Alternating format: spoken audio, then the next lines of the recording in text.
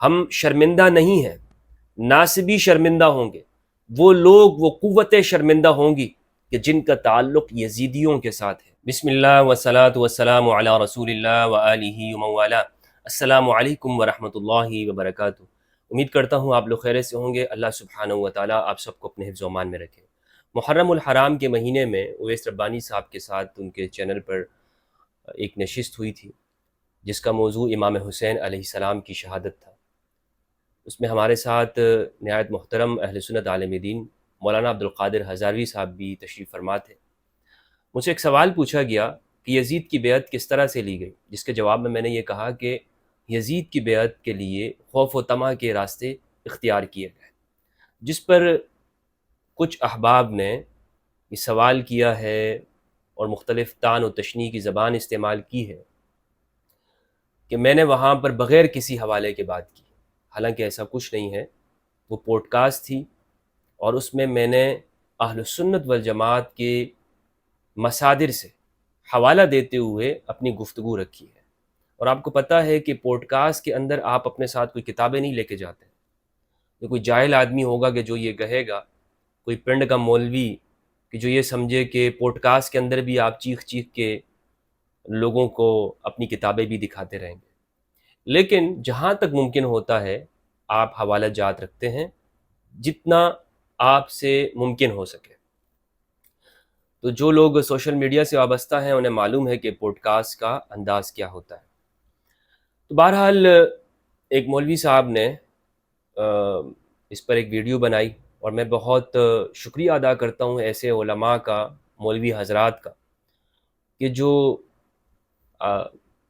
آج بھی دوسروں کی اصلاح کرنا چاہتے ہیں، ورنہ اس نفسا نفسی کے عالم میں لوگ اپنے ہی اس کے اندر پڑے ہوئے ہیں۔ لیکن جو شخص دین کے جذبے کی خاطر دوسرے پہ تنقید کرتا ہے تو میں اس کے جذبے کو سراہتا ہوں، لیکن تنقید کے بھی اصول ہیں کہ آپ دوسروں کی نیت کے اوپر شک نہ کریں، بلکہ اگر آپ کے پاس دلائل ہیں تو آپ ان دلائل کو پیش کریں اور دوسروں کی آراء سے اختلاف کریں۔ لیکن افسوس کے ساتھ ہمارے ہاں یہ جذبہ اب مفقود ہوتا جا رہا ہے، اور ہم یہاں پر شخصیت پرستی میں یا شخصیت کی مخالفت میں اتنے اندھے ہو جاتے ہیں کہ دوسروں کی نیتوں پہ شک کرتے ہوئے ان پر گستاخیوں کے الزام لگاتے ہیں۔ اللہ سبحانہ وتعالی ہم سب کو یہ توفیق عطا فرمائے کہ ہم حق سچ بات کہیں اور دوسروں کی نیتوں پر حملہ نہ کریں، اور جس طرح سے دلائل ہیں وہی گفتگو کریں۔ بہرحال تمہیدی گفتگو زیادہ طویل نہیں ہونی چاہیے، میں اپنے موضوع کے اوپر آتا ہوں۔ موضوع یہ ہے کہ مولوی صاحب نے کہا کہ میں نے 5 جھوٹ بولے ہیں۔ میں نے کیا کیا ہے؟ 5 جھوٹ بولے ہیں۔ مولوی صاحب سے میں یہ گزارش کرنا چاہوں گا، انہوں نے بار بار مجھے چیلنج کیا ہے، اور چیلنج میں یہ کہا ہے کہ میں ان کے سامنے بیٹھوں۔ اب مجھے نہیں معلوم آپ کہاں پر ہیں، اور یہ ممکن بھی نہیں ہے، جب آن لائن آج کل کا سلسلہ ہو سکتا ہے تو کسی کے سامنے بیٹھنے کی ضرورت نہیں ہے۔ لیکن اگر اس کی بھی نوبت آ جائے اور پرامن ماحول میں ایک دوسرے کے سامنے انسان بیٹھے اور گفتگو کرے تو مجھے اس میں عار نہیں ہے، لیکن ہر ایک کے ساتھ بیٹھا بھی نہیں جا سکتا ہے، مصروفیات اور جو آپ جانتے ہیں حالات کا تقاضا بھی یہ نہیں ہے۔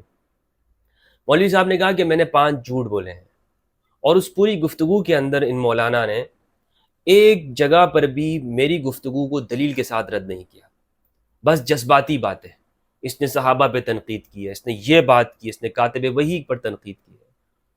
یہ جو کاتب وحی کی روایت آپ پیش کرتے ہیں، جو صحیح مسلم کی روایت ہے، صحیح مسلم کی روایت، اس صحیح مسلم کی روایت کو اکابر علماء نے موضوع کہا ہے، موضوع، ضعیف یا حسن لغیرہ وغیرہ سے نہیں، بلکہ موضوع من گڑت کہا ہے۔ اب یہ پھر پوچھیں گے کہ مجھے بتائیں کہ اس کا حوالہ کیا ہے وغیرہ کیا ہے، لیکن جو شخص کتابوں سے واقف ہے اسے سب معلوم ہے، اور انشاءاللہ اس پہ میں بلکہ گفتگو بھی کر چکا ہوں اس حدیث کے اوپر۔ بہرحال انہوں نے کہا ہے کہ انہوں نے 5 جھوٹ بولے ہیں۔ مولوی صاحب، آپ نے پوری 10 منٹ کی گفتگو کے اندر جتنی بھی گفتگو آپ نے کی ہے ساری من گڑت باتیں کی آپ نے، اور اس میں آپ نے چیلنج دیا ہے کہ میں آپ کو صحابیت کی تعریف کر کے بتاؤں، یعنی کسی کو اگر صحابیت سے کوئی نکل رہا ہے تو کس بنیاد پر ہے۔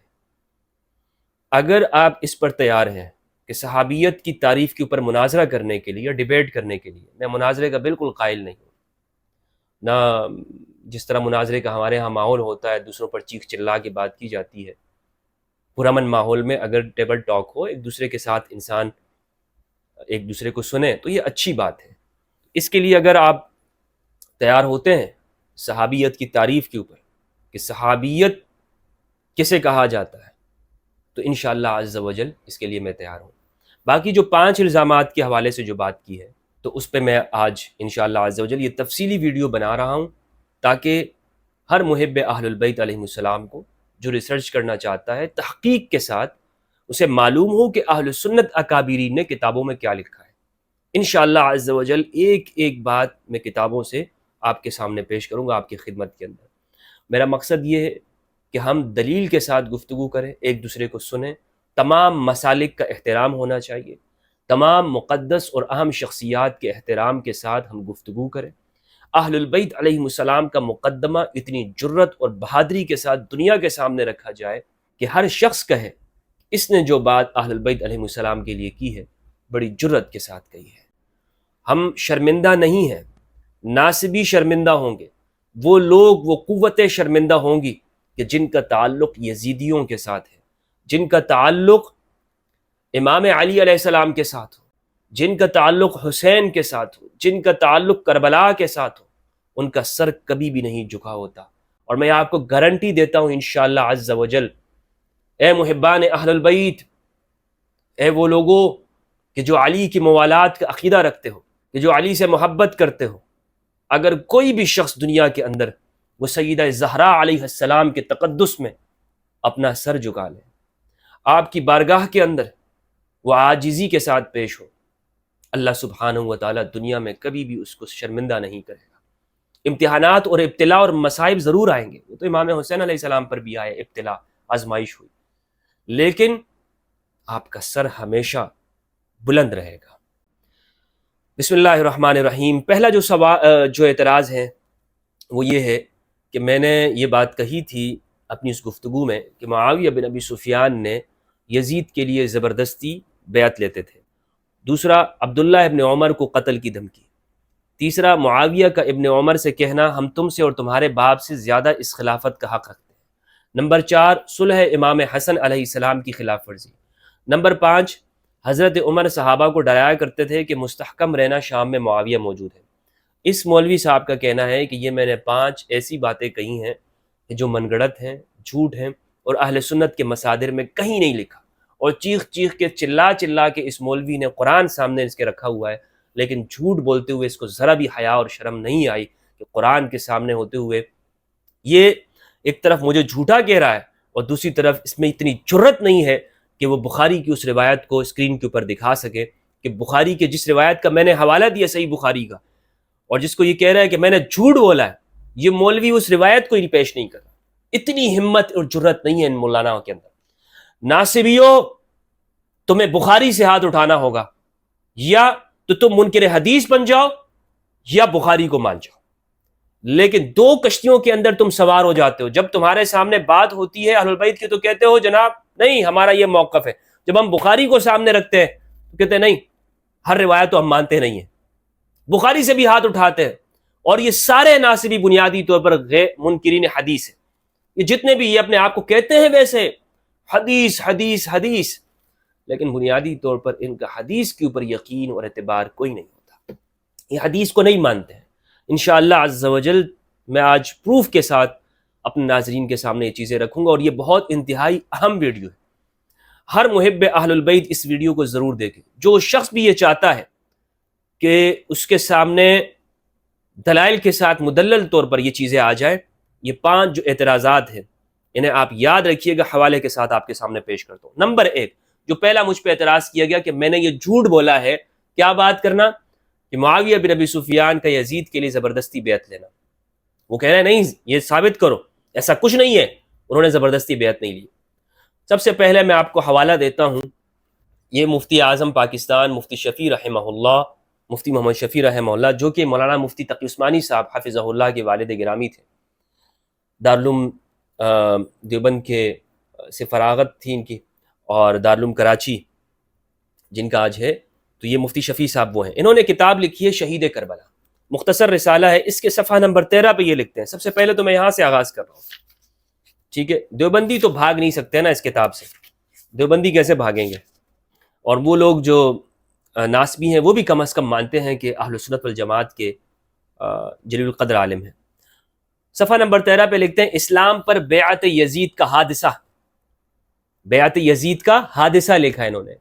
یہ حادثہ ہوا ہے، یعنی بڑی مصیبت ہے، یہ حادثہ ہے. یہ حادثے سے مراد ایکسیڈنٹ نہیں ہے، حادثہ سے مراد یہ بڑی مصیبت ہے، عالم ہے.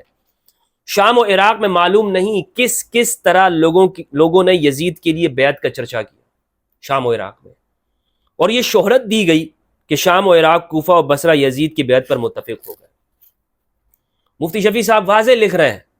اس سے مزید وضاحت انشاءاللہ اہل سنت کی کتابوں سے ثابت کروں گا، لیکن یہ بھی کچھ کم الفاظ نہیں ہے. آگے کہتے ہیں، پورا پیراگراف پڑھتا ہوں آپ کے سامنے، تیار ہو جاؤ ناسبیو. اب حجاز کی طرف رخ کیا گیا. حضرت معاویہ کی طرف سے امیر مکہ و مدینہ کو اس کام کے لیے مامور کیا گیا. مدینہ کا عامل مروان تھا. اس نے خطبہ دیا اور لوگوں سے کہا کہ امیر المؤمنین معاویہ حضرت ابوبکر و عمر رضی اللہ عنہما کی سنت کے مطابق یہ چاہتے ہیں کہ اپنے بعد کے لیے یزید کی خلافت پر بیعت لی جائے. جلدی جلدی پڑھتا ہوں میں آپ کے سامنے. عبد الرحمن بن ابی بکر کھڑے ہوئے اور کہا کہ یہ غلط ہے، یہ ابوبکر و عمر کی سنت نہیں بلکہ کسریٰ اور قیصر کی سنت ہے، یہ اسلام کی سنت نہیں ہے. عبد الرحمن بن ابی بکر حضرت ابو بکر رضی اللہ تعالیٰ عنہ کے صاحبزادے ہیں عبد الرحمن بن ابی بکر. وہ کھڑے اور انہوں نے تنقید کی، انہوں نے اعتراض کیا، یہ غلط ہے، یہ ابو بکر و عمر کی سنت نہیں بلکہ کسریٰ اور قیصر کی سنت ہے. حضرت ابو بکر و عمر رضی اللہ عنہما نے خلافت اپنی اولاد میں منتقل نہیں کی اور نہ اپنے کنبہ اور رشتہ دار میں. حجاز کے عام مسلمانوں کی نظر اہل بیت اطہار پر لگی ہوئی تھی، خصوصاً حضرت حسین ابن علی پر جن کو وہ بجا طور پر حضرت معاویہ کے بعد مستحق خلافت سمجھتے تھے. وہ اس میں حضرت حسین ابن علی، عبداللہ ابن عمر، عبد الرحمن ابن ابی بکر، عبداللہ ابن زبیر، عبداللہ ابن عباس رضی اللہ تعالی عنہم کی رائے کے منتظر تھے کہ وہ کیا کرتے ہیں. اب آگے سنیے. ان حضرات کے سامنے اول تو کتاب و سنت کا یہ اصول تھا کہ خلافت اسلامیہ خلافت نبوت ہے، اس میں وراثت کا کچھ کام نہیں کہ باپ کے بعد بیٹا خلیفہ ہو، بلکہ ضروری ہے کہ آزادانہ انتخاب سے خلیفہ کا تقرر کیا جائے. دوسرے، ان کی نگاہ میں یزید کے ذاتی حالات بھی اس کی اجازت نہ دیتے تھے کہ اس کو تمام ممالک اسلامیہ کا خلیفہ مان لیا جائے. ان حضرات نے اس تجویز کی مخالفت کی اور ان سے اکثریت آخر دم تک مخالفت پر ہی رہے. اسی حق گوئی اور حمایت حق کے نتیجے میں مکہ اور مدینہ میں دار و رسن، کوفہ اور کربلا میں قتل عام کے واقعات پیش آئے. مکہ اور مدینہ میں کون سے قتل کے واقعات پیش آئے؟ تاریخ ہے. یزید کے زمانے سے پہلے بھی مدینہ کے اوپر حملہ کیا گیا. بسر بن ابی ارطاح، اس نے مدینہ کے اندر خون ریزی کی تھی. اچھا، کوفہ اور کربلا کا تو آپ کو پتہ ہے. مفتی شفیع صاحب رحمہ اللہ کیا کہتے ہیں کہ یہ سب اسی بیعت کا نتیجہ ہے، کہ یہ جو شہادتیں ہوئی ہیں امام حسین علیہ السلام کی یا مدینہ کی جو بے حرمتی کی گئی، یہ اسی بیعت کا نتیجہ ہے. کس نے لکھا ہے؟ مفتی شفیع رحمہ اللہ نے. قتل عام کے واقعات. اچھا، ایک بات تو یہ ہے، اب کوئی کہہ سکتا ہے کہ یہ تو یزید کے زمانے میں ہوا، اس سے پہلے نہیں ہوا اور انہوں نے کسی کو قتل کی کوئی دھمکی نہیں دی گئی. ٹھیک ہے، تو یہ کوئی کہہ سکتا ہے. اسی لیے مولانا مودودی رحمہ اللہ نے خلافت و ملوکیت صفحہ 148 پر لکھا ہے. میں آہستہ آہستہ انشاءاللہ آپ کے سامنے حوالے پیش کروں گا. خلافت و ملوکیت صفحہ 148 کہتے ہیں، اب خلافت علی منہاج النبوہ کے بحال ہونے کی آخری صورت صرف یہ باقی رہ گئی تھی کہ معاویہ یا تو اپنے اس منصب پر کسی شخص کے تقرر کا معاملہ مسلمانوں کے باہمی مشورے پر چھوڑ دیتے، یا اگر قطع نزاع کے لیے اپنی زندگی میں ہی جانشینی کا معاملہ طے کر جانا ضروری تھا تو مسلمانوں کے اہل علم و اہل خیر کو جمع کر کے انہیں آزادی کے ساتھ یہ فیصلہ کرنے دیتے کہ ولی عہدی کے لیے امت میں موضوع تر آدمی کون ہے. لیکن اپنے بیٹے یزید کی ولی عہدی کے لیے خوف و طمع کے ذرائع سے بیعت لے کر انہوں نے اس امکان کا بھی خاتمہ کر دیا. مولانا مودودی نے لکھا ہے کہ یزید کی بیعت خوف ڈرا کر، طمع لالچ دے کر یہ کی گئی. مولانا مودودی کے الفاظ خلافت و ملوکیت میں. اب اس پہ بھی کوئی شخص کہہ سکتا ہے جناب یہ تو مودودی نے لکھا ہے. مودودی صاحب خود ہی گستاخ صحابہ تھے، ان کی بات کا کوئی اعتبار نہیں ہے. اگر وہ گستاخ صحابہ تھے تو پھر آپ لوگ جماعت اسلامی کے ساتھ کیا اچار بنا رہے ہو آپ ان کے ساتھ، اور یہ جماعت اسلامی یہ بل پیش کرنے والی ہے۔ خیر، یہ تو تھا خلافت و ملوکیت سے حوالہ۔ دوسرا حوالہ مولوی صاحب کہ جس میں بتایا گیا کہ انہوں نے خوف و طمع سے کام لیا۔ شاہ ولی اللہ نے ازالۃ الخفا لکھی ہے، اور اس میں خلفائے اربعہ، خلفائے راشدین حضرت ابو بکر رضی اللہ عنہ، عمر، عثمان رضی اللہ عنہما اور امام علی علیہ السلام کی خلافت کے اوپر انہوں نے گفتگو کی ہے، اور شیعہ کے جواب میں لکھی ہے۔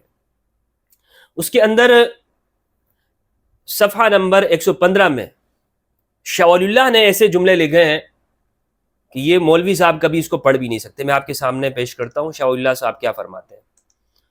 اچھا، یہ کتاب جو ہے نا یہ شیعوں کے جواب میں لکھی ہے۔ شاہ ولی اللہ صاحب دراصل اس بحث یہ کر رہے ہیں کہ خلافت اسلامیہ میں شورا میں کون سے افراد شامل ہو سکتے ہیں اور کن کا حق بنتا ہے۔ تو شاہ ولی اللہ نے مختلف طبقات ذکر کی، اس میں اہل بدر کے بارے میں انہوں نے کہا ہے کہ یہ وہ طبقہ ہے جو سب پہ ٹاپ پر ہے، سب میں سے ٹاپ میں ہے، کہ ان کی فضیلت سب سے زیادہ ہے اور یہی فیصلہ کرنے والے۔ اور اس میں وہ کہتے ہیں، دراصل میں آپ کو یہاں پر یہ ثابت کرنا چاہتا ہوں، یہ بتانا چاہتا ہوں کہ زور زبردستی کے ساتھ جو بیعت لی گئی اور عبداللہ ابن عمر کو جو کچھ ڈرایا گیا، وہ بات کہاں تک ہے۔ شاہ ولی اللہ صاحب لکھتے ہیں کہ اہل بدر کی شان میں قرآن مجید کی آیات نازل انہوں نے لکھی ہیں، اور پھر حدیث سے استدلال کیا ہے کہ نبی صلی اللہ علیہ وآلہ وسلم نے فرمایا لعل اللہ اطلع علی اہل بدر فقال اعملوا ما شئتم فقد وجبت لکم الجنہ او فقد غفرت لکم، کہ تم جو چاہو کرو، تمہارے لیے جنت واجب ہے۔ اچھا، یہ اہل بدر کی فضیلت بتا رہے ہیں شاہ ولی اللہ حدیث کے حوالے کے ساتھ۔ آگے لکھتے ہیں وَنَزَلَتْ فِي الَّذِينَ شَهِدُوا تَبُوكَ هَذِهِ الْآيَةُ لَقَدْ تَابَ اللَّهُ عَلَى النَّبِيِّ وَالْمُهَاجِرِينَ وَالْأَنصَارِ الَّذِينَ اتَّبَعُوهُ فِي سَاعَةِ الْعُسْرَةِ۔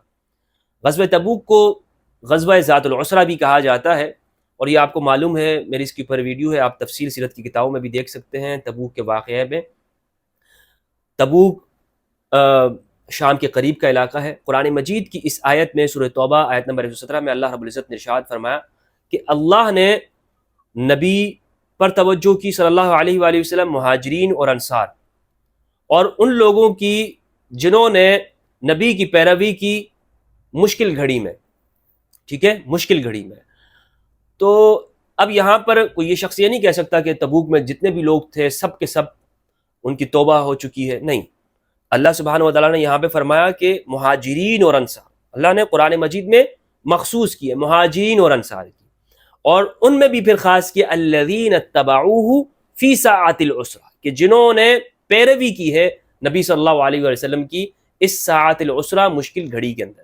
تو اس میں قرآن مجید نے قیودات کا اضافہ کیا۔ بہرحال شاہ ولی اللہ صاحب جو میں آپ کو سامنے پیش کرنا چاہتا ہوں وہ یہ ہے، وہ کہتے ہیں وَمَبْنَى هَذَا الْأَصْلِ یعنی الْمُشَارَكَةُ فِي مَشَاهِدِ الْخَيْرِ مِنْ لَوَازِمِ الْخِلَافَةِ الْخَاصَّةِ، یعنی یہ بات کرنا کہ خیر کے مواقع میں، مشاہد میں، غزوات میں شریک ہونا، یہ خلافت کا خاصہ ہے، کہ یہ یعنی خاص خلافت کے لوازمات میں سے ہے، یعنی یہ خصوصیت بنتی ہے کہ یہ افراد اس مشکل گھڑی میں تھے، تو لہٰذا خلافت میں ان کا زیادہ حصہ بنتا ہے۔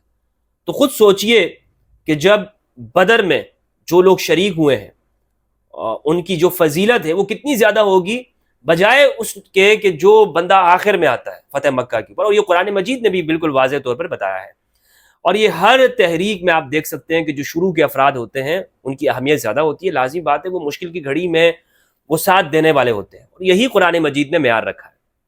تو شاہ ولی اللہ صاحب کہتے ہیں کلام ابن عمر الذي اراد ان يقوله لمعاوية ابن ابي سفيان احق بهذا الامر منك من قاتلك واباك على الاسلام اخرجه البخاری۔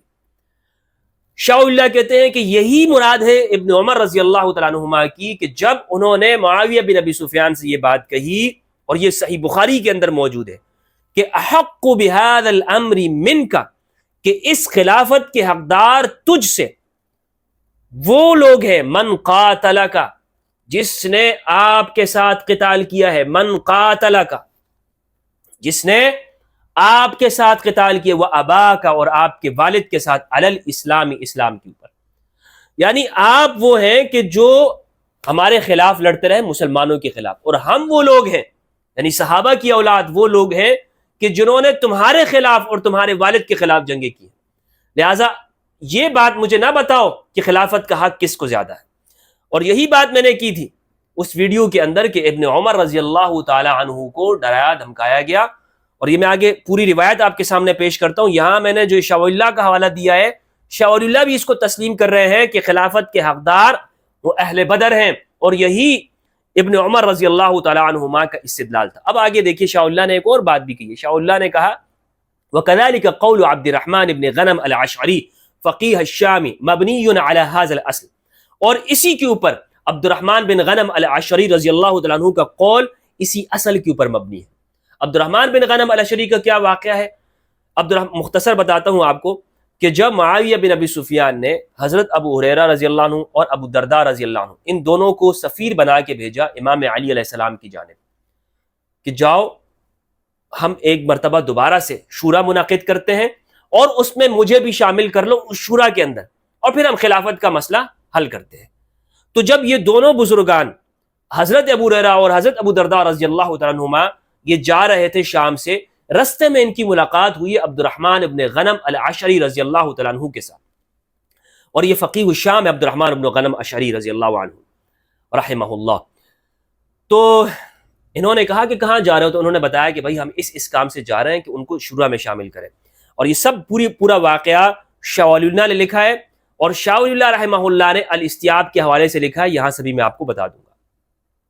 تو عبد الرحمن بن غنم العشعری رضی اللہ تعالیٰ عنہ نے کہا عجبا منکما، تم دونوں پر تعجب ہے، کیف جاز علیکما، کس طرح تم دونوں کے لیے بات جائز ہو گئی، ما جئتما بھی، کہ تم دونوں یہ پیشکش لے کر آئے ہو، تدعوان علی ان یجعلها شورا، تم علی کو یہ پیشکش رکھنا چاہتے ہو کہ وہ اس معاملے کو شورا میں رکھ دے، وقد علمتما، تم دونوں اچھی طرح جانتے ہو، ابو ہریرہ رضی اللہ عنہ ابو درداء رضی اللہ عنہ سے کہا انہ قد بایعہ المہاجرون والانصار، کہ علی کی بیعت کی ہے، تحقیق علی کی بیعت کر چکے ہیں مہاجرین صحابہ، والانصار اور انصار صحابہ، واہل الحجاز والعراق اور حجاز کے لوگ اور عراق کے لوگ ان کی بیعت کر چکے ہیں، وان من رضیہ خیر ممن کرہ، اور جو علی کی بیعت پر راضی ہیں وہ بہتر ہیں ان لوگوں سے کہ جو علی کی بیعت کو ناپسند کرتے ہیں، ومن بایعہ خیر ممن لم یبایعہ، اور جنہوں نے علی کی بیعت کر لی ہے یہ ان لوگوں سے بہتر ہیں کہ جو علی کی بیعت نہیں کرتے ہیں۔ وَأَيُّ مَدْخَلٍ لِمُعَاوِيَةَ فِي الشُّورَى، اور معاویہ کا کیا کام ہے شورا کے اندر، وَهُوَ مِنَ الطُّلَقَاءِ الَّذِينَ لَا تَجُوزُ لَهُمُ الْخِلَافَةُ، وہ طلقاء سے ہیں ان کے لیے خلافت ہرگز جائز نہیں ہے، وَهُوَ وَأَبُوهُ مِن رُؤُوسِ الْأَحْزَابِ، وہ اور ان کے والد محترم وہ احزاب کے سردار ہیں۔ احزاب کون ہیں؟ غزوہ خندق کے اندر وہ مشرکین، غزوہ خندق کے جو سربراہ تھے، لیڈران تھے، قادت ہیں، ان کے سربراہ کون ہیں؟ وہ اور ان کے والد، تو ان کے لیے جائز نہیں ہے۔ فندما علی مسیرہما، تو یہ دونوں ندامت میں آئے، شرمندگی محسوس کی، شرمندہ ہوئے، علی مسیرہما اپنے سفر کے اوپر، وتابا منہ بین یدیہ رضی اللہ عنہم، اور انہوں نے ان دونوں نے یعنی ابو ہریرہ رضی اللہ عنہ نے اور حضرت ابو درداء رضی اللہ تعالیٰ عنہ نے ان کے سامنے ابو عبد الرحمن بن غنم کے سامنے توبہ کر لی، اللہ ان سب سے راضی ہو۔ اخرجہ ابو عمر فی الاستیعاب، ابن عبد البر کے حوالے سے، ابو عمر ابن عبد البر الاستیعاب کے حوالے سے انہوں نے یہ بات لکھی ہے شاہ اللہ محدث دہلوی نے، اور یہ میں آپ کے سامنے پیش کرتا ہوں۔ عبد الرحمن بن غنم العشعری، الاستیعاب میرے سامنے، الاستیعاب ہے جلد نمبر 1، اور مکتبہ رحمانیہ کراچی، مکتبہ رحمانیہ اقرا سینٹر غزنی اسٹریٹ اردو بازار لاہور، اور مترجم ہے ڈاکٹر مولانا محمد اویس سرور۔ عبد الرحمن بن غنم اشعری، صفحہ نمبر 630، اور رقم نمبر ہے صحابی کا 1457، سب حوالہ میں آپ کو دے رہا ہوں۔ کہتے ہیں عبد الرحمن بن غنم العشعری زمانہ جاہلیت میں موجود تھے، عہد نبوی میں اسلام قبول کیا، لیکن آپ صلی اللہ علیہ وآلہ وسلم سے ملاقات کی نوبت نہ آئی، یمن میں حضرت معاذ بن جبل کے ساتھ رہے اور حضرت عمر رضی اللہ عنہ کی خلافت میں انتقال ہوا۔ حضرت معاذ کے ساتھ قریبی تعلق کی وجہ سے انہیں صاحب معاذ کہا جاتا تھا۔ حضرت عمر بن خطاب سے سماع کیا ہے، شام کے بڑے فقہاء میں سے تھے، شام کے اکثر تابعین کو دین کا علم سکھایا، بہت علم اور قدر منزلت کے حامل تھے۔ جب حضرت ابو ہریرہ اور حضرت ابو درداء رضی اللہ عنہما حضرت معاویہ کے سفیر بن کر امام علی کے پاس آئے اور انہوں نے کہا کہ وہ خلافت کو شورا میں تبدیل کر دیں، یہ پورا واقعہ یہاں پر لکھا ہوا ہے جس میں جو میں نے آپ کے سامنے پیش کر دیا، جس پر جب وہ پیشکش لے کر آئے تو انہوں نے کہا تھا کہ معاویہ کے شورا میں داخل ہونے کا کیا جواز ہے، وہ تو ان طلقاء میں سے ہیں کہ جن کا خلافت پر کوئی حق ہی نہیں۔ یہ عبد الرحمن بن غنم العشری رضی اللہ تعالیٰ عنہ کہہ رہے ہیں، بھائی یہ شیعوں کی کتاب ہے، یہ شیعوں کی ہے کہ جو آپ لوگوں پر الزام لگاتے ہو محبان اہل البیت کے اوپر، اگر وہ امام علی علیہ السلام کا دفاع کریں تو تم لوگ کہتے ہو شیعہ ہے، اور اس کے پاس کوئی حوالہ نہیں ہے، جھوٹ بولتا ہے، یہ اس طرح کی باتیں کرتے ہو تم لوگ، خدا کا خوف نہیں ہے ذرا برابر بھی۔ ابھی تک تم لوگوں نے لوگوں سے، عوام سے حقائق چھپائے اور جھوٹ بولتے رہے ہو تم لوگ کہ جی اہل سنت کی کتابوں میں ایسا کچھ نہیں ہے۔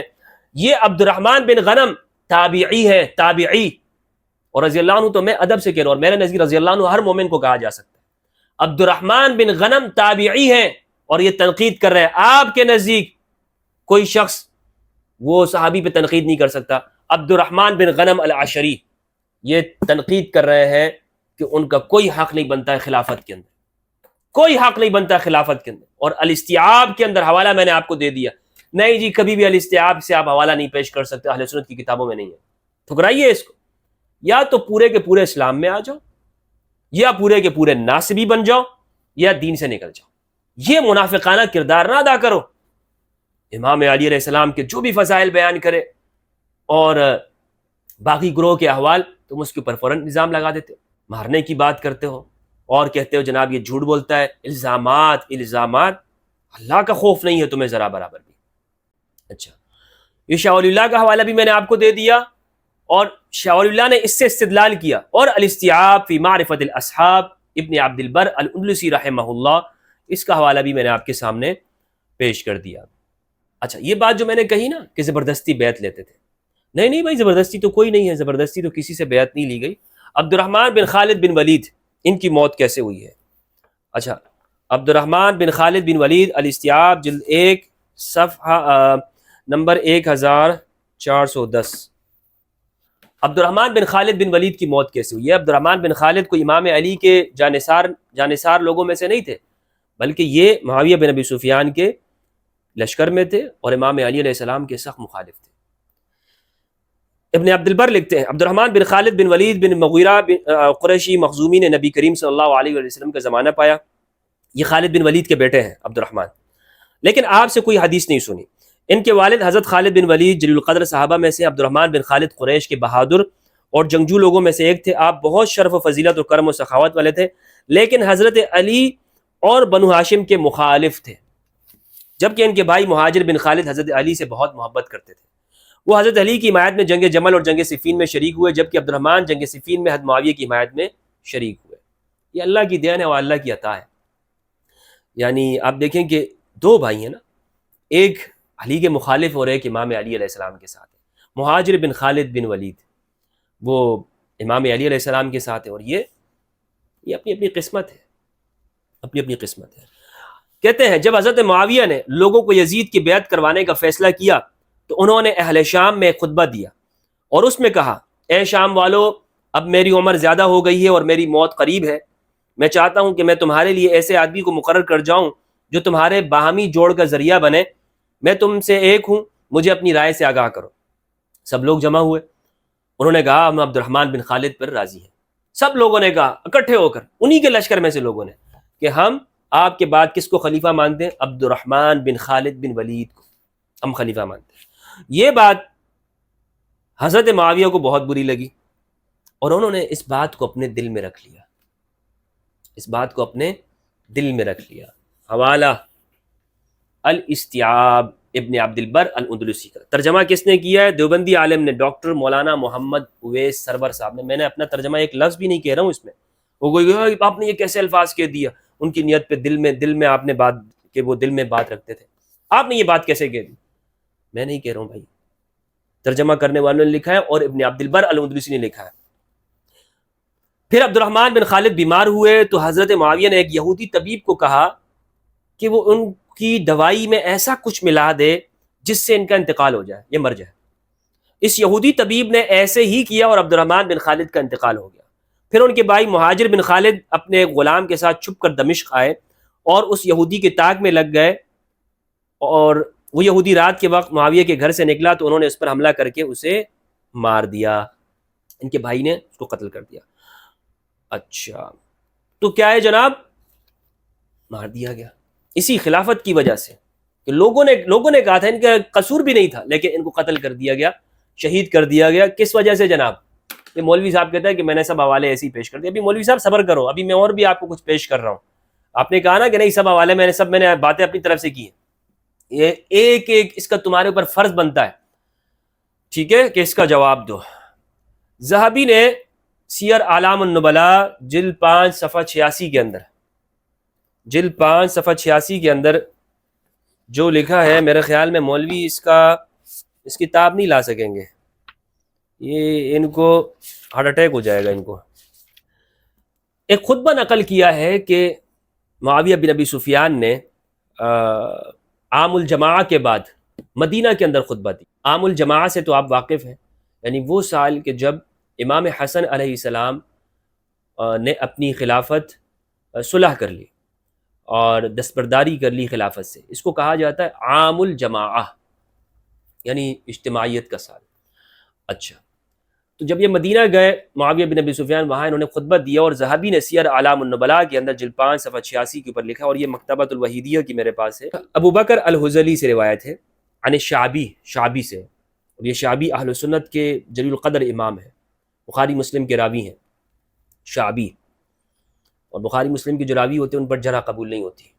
لما قدم معاویہ المدینہ عام الجماعہ، کہتے ہیں کہ جب معاویہ مدینہ منورہ آئے، کس سال؟ عام الجماعہ میں، اس سال جب آئے جب امام حسن علیہ السلام کے ساتھ صلح ہو گئی۔ تلقته قریش کے لوگ ملے، فقالوا انہوں نے کہا الحمدللہ الذی اعز نصرک واعلی امرک فسکت حتی دخل المدینہ وعلی المنبر۔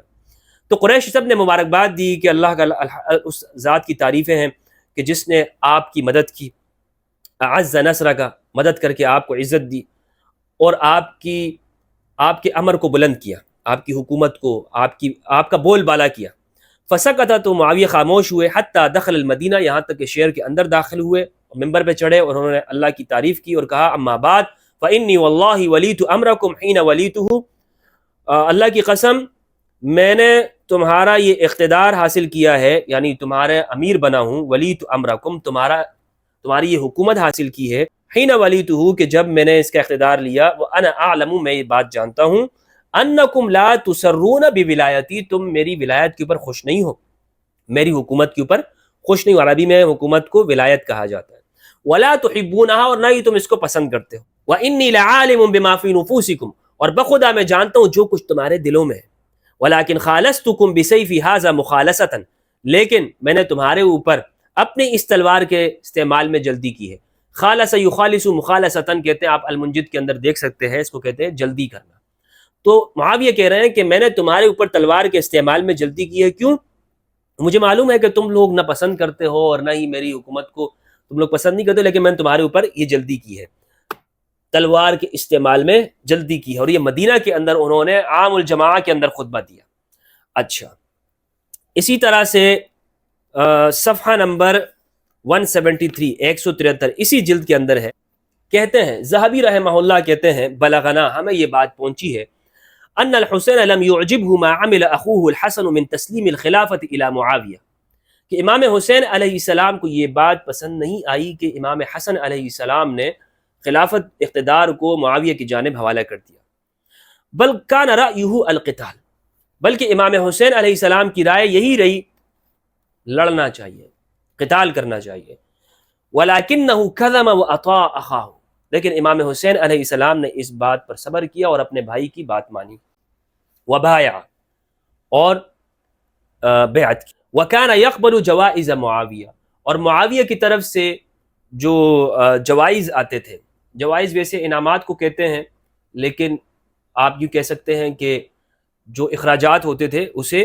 قبول کیا کرتے تھے. وہ معاویہ یرا لہ، اور معاویہ یرا لہ و یحترمہ، ان کی رائے کا احترام کرتے تھے، ویجلہ، اور ان کی قدر کرتے تھے.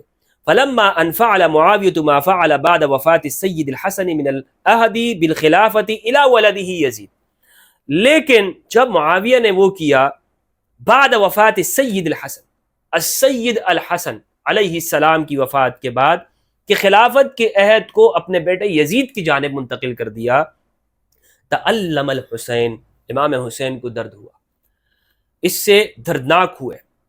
وحق لہ، اور یہ ان کا حق بنتا تھا. ذہبی کہتے ہیں، ذہبی کے کمنٹ ہے، وحق لہ، اور یہ امام حسین علیہ السلام نے حق کیا. وامتنع هو وابن ابی بکر وابن الزبیر من المبایعہ، اور امام حسین علیہ السلام، ابن زبیر، عبداللہ ابن زبیر اور عبد الرحمن ابن ابی بکر، یہ بیعت کرنے سے انہوں نے یہ رک گئے. حتی قہرہم معاویہ، یہاں تک کہ معاویہ نے ان کے اوپر جبر کیا. قہرہم، قہر عربی میں ڈرانے کو کہتے ہیں. وہ اخذ بیعتہم مکرہین، اور ان سے بیعت لی مکرہین، زبردستی، اکراہ کرتے ہوئے. اور مولوی صاحب اکراہ کسے کہتے ہیں؟ کتاب الاکراہ فقہ کا باب ہے. آپ نے نہیں پڑھا کتاب الاکراہ؟ زبردستی، گن پوائنٹ، تلوار کی زور پر. اکراہ، مکرہین، یہ الفاظ ہیں. میرے خیال میں آپ ان الفاظوں کے تاب نہیں، مطالعہ بھی نہیں ہے نا. افسوس کی بات ہے، آپ نے تو کہانیاں ان کو پڑھائی ہوئی ہیں. عوام کو کبھی بھی آپ نے علم سے تو روشناس نہیں کیا اس طرح کتابیں سامنے رکھ کر. علم کتابوں میں کیا لکھا ہوا ہے؟ وہ کہانیاں، جھوٹے من گڑت اپنے بڑوں کی کہانیاں ان کو سناتے رہے. اچھا، وغلبوا وعجزوا، اور یہ مغلوب ہوئے، زبردستی کی گئی. وعجزوا عن سلطان الوقت، اور سلطان وقت سے عاجز ہو گئے، مقابلہ نہیں کر سکتے تھے. سلطان وقت سے، بادشاہ جس کے پاس تلوار ہے، اس کا مقابلہ کون کر سکتا ہے؟ آگے میں بتاؤں گا کہ یہ کس طرح سے لی گئی. یہ مکرہین، اس کا پورا احوال الکامل کے اندر ابن الاسیر الجزری رحمہ اللہ نے لکھا ہے. فلما مات معاویہ، جب معاویہ کا انتقال ہوا، تسلم الخلافت یزید، یزید نے خلافت حاصل کر لی. وبایعہ اکثر الناس، اور اکثر لوگوں نے بیعت کر لی. ولم یبایع لہ ابن زبیر ولا الحسین، لیکن یزید کی بیعت امام حسین اور عبداللہ ابن زبیر رضی اللہ عنہما نے نہیں کی. وانفوا من ذلک، اور انہوں نے اس سے نفی کی. ورام کل واحد منہم الامر لنفسی وسار فی اللیل من المدینہ. اچھا، یہ تو تھا جناب ذہبی رحمہ اللہ کے حوالے سے. اب اس پہ بھی ذہبی کے اوپر بھی کہو کہ ذہبی یہ رافضی ہے، ذہبی کا سنیوں کے ساتھ کوئی تعلق نہیں ہے، کٹر رافضی. اور یہ میں آپ کو بتا رہا ہوں، کچھ عرصے بعد آپ دیکھیں گے یہ لوگ ذہبی سے بھی ہاتھ اٹھائیں گے اور یہ کہیں گے کہ ذہبی کا اہل سنت کے ساتھ کوئی تعلق نہیں رہا ہے، ذہبی پکا رافضی تھا اور پکا شیعہ تھا ذہبی، اس کا اہل سنت سے کے ساتھ کوئی تعلق نہیں ہے. اچھا، اسی طرح یہی بات ابن الاسیر الجزری نے الکامل فی التاریخ کے اندر جلد نمبر 3 صفحہ 337 میں لکھا ہے. جی اچھا، کہتے ہیں وقالت عائشہ رضی اللہ تعالی عنہ، عائشہ فرماتی ہیں لولا انا لم يغير شيئا الا صارت بنا الامور الى ما هو اشد منه لغيرنا قتل حجر اما والله ان كان ما علمت لمسلما حجاجا. حضرت حجر بن عدی کی جب شہادت ہوئی اور شہادت کی خبر ام المومنین عائشہ رضی اللہ تعالیٰ عنہ کے پاس پہنچی تو حضرت عائشہ نے بہت ندامت اور افسوس کی اور ان کے فضائل بیان کی. عبداللہ ابن عمر کے بارے میں آتا ہے کہ عبداللہ ابن عمر کو جب معلوم ہوا تو عبداللہ ابن عمر شہر میں نکلے اور چیخ مار کے روتے رہے، نوحہ کہتے رہے حجر بن عدی رضی اللہ تعالیٰ عنہ کی شہادت کے اوپر. کتنی مظلومانہ شہادت ہے حجر بن عدی کی. اور حجر بن عدی کو کیوں شہید کیا گیا، اس پر انشاءاللہ عز و جل تفصیلاً گفتگو میں کروں گا، اور بلکہ میں کر بھی چکا ہوں کئی مواقع کے اوپر، اور کتنی مظلومانہ طریقے سے. اچھا، یہ کہتے ہیں بہرحال وقال الحسن البصری، حسن البصری نے کہا اربع خصال کن فی معاویہ لو لم تکن فیہ الا واحدۃ لکانت موبقہ، کہ 4 خصلتیں ایسی ہیں معاویہ میں لو لم تکن فیہ، اگر وہ ان میں نہ ہوتی. اچھا، یہ حسن بصری جو سید الاولیاء جن کو آپ بریلوی حضرات کہتے ہیں، سید التابعین، اولیاء کے سردار حسن بصری رحمہ اللہ، ان کا قول ہے. اپنی طرف سے نہیں پیش کر رہا ہوں آپ کو کوئی جملہ، میں نے آپ کو بتایا ایک ایک جملہ اس ویڈیو کا انشاءاللہ عز و جل حوالہ آپ کے سامنے. حسن بصری کہتے ہیں اربع خصال کن فی معاویہ لو لم تکن فیہ الا واحدہ لکانت موبقہ، 4 ایسی خصلتیں ہیں کہ اگر ان میں سے یہ معاویہ میں نہ ہوتی اور صرف ایک ہوتی، یعنی چار نہ ہوتی، صرف ایک بات پائی جاتی، تب بھی یہ ہلاکت والی بات ہے. لکانت موبقۃ، یہ بڑی ہلاکت کی بات ہے، موبقہ ہلاکت خیز ہے.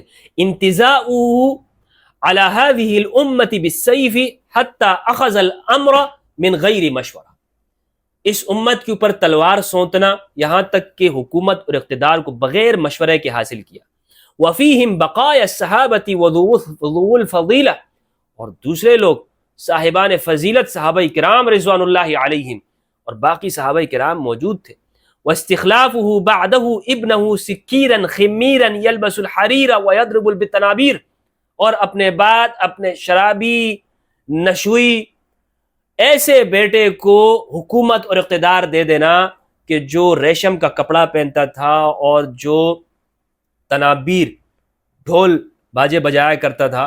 وادعاء زیادا، اور زیاد کو استلحاق کرنا کہ یہ میرا بھائی ہے اور ابو سفیان کا بیٹا ہے.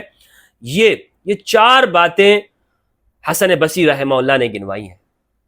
تو اس میں ایک بات یہ بھی ہے کہ اس امت کے اوپر تلوار سونتی گئی. اس سے مزید تصریح کے جملے انشاءاللہ وہ میں آپ کے سامنے پیش کر رہا ہوں. تو یہ کہتا ہے کہ میں نے یہ بات بغیر حوالے کی کہی کہ اس امت یزید کی بیعت وہ زبردستی لی گئی. آپ کاش کہ یہ بات نہ کہتے کہ یہ جھوٹ میں نے کہا ہے، ورنہ یہ ساری تفصیل میں نہ بتاتا. اور بولو، آپ جتنا بولو گے انشاءاللہ ہم آپ کے سامنے کتابیں پیش کریں گے، حوالہ جات آپ کے سامنے رکھیں گے. اچھا، اسی طرح اسی جلد کے اندر الکامل جلد 3 صفحہ نمبر 352 کے اوپر ہے،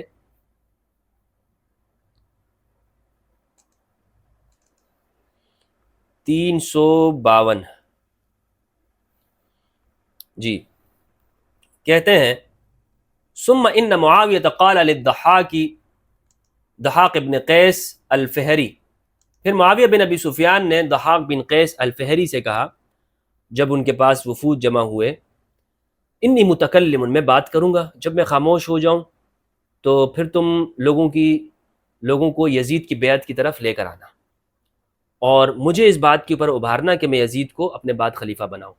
تو اسی طرح ہوا کہ جب لوگ معاویہ کے پاس بیٹھے تو انہوں نے گفتگو کی اور اسلام کے امر کی تعظیم کی اور حرمت خلافت کے اوپر، اس موضوع کے اوپر گفتگو کی معاویہ بن ابی سفیان نے، اور حکمرانوں کی اطاعت کہ ان کی بات ماننی چاہیے، اور پھر یزید اور اس کے فضائل اور اس کے علم سیاست کے اندر جو تھا اس موضوع پر انہوں نے گفتگو کی اور بیعت کو پیش کیا. اسی دوران میں ضحاک بن قیس الفہری کھڑا ہو گیا، جسے پہلے سے تیار کیا گیا تھا کہ تم نے کھڑا ہو جانا ہے. وہ کھڑا ہو گیا اور اس نے معاویہ بن ابی سفیان کے خطبے کو کاٹا، گفتگو کو کاٹا. فحمد اللہ واثنى علیہ ثم قال یا امیر المؤمنین انہ لا بد للناس. بہرحال یہ کھڑا ہوا ضحاک بن قیس الفہری اور اس نے یزید کے فضائل بیان کیے، حکومت اور اقتدار کے اندر اور اجتماعیت کے فوائد، اور گفتگو کرتا رہا. کہتے ہیں وتکلم عمرو بن سعید الاشتق بنحو من ذلك، پھر عمرو بن سعید الاشتق کھڑا ہوا، اس نے یہی گفتگو کی ایک اسی طرح کی. ثم قام یزید بن المقنع العذری فقال، پھر یزید بن المقنع العذری کھڑا ہوا، اس نے، یہ خطیب تھے وہاں پہ اس زمانے کے، جیسے آج کے لیے ملا خطیب ہے نا، یہ یزید بن المقنع العذری کھڑا ہوا.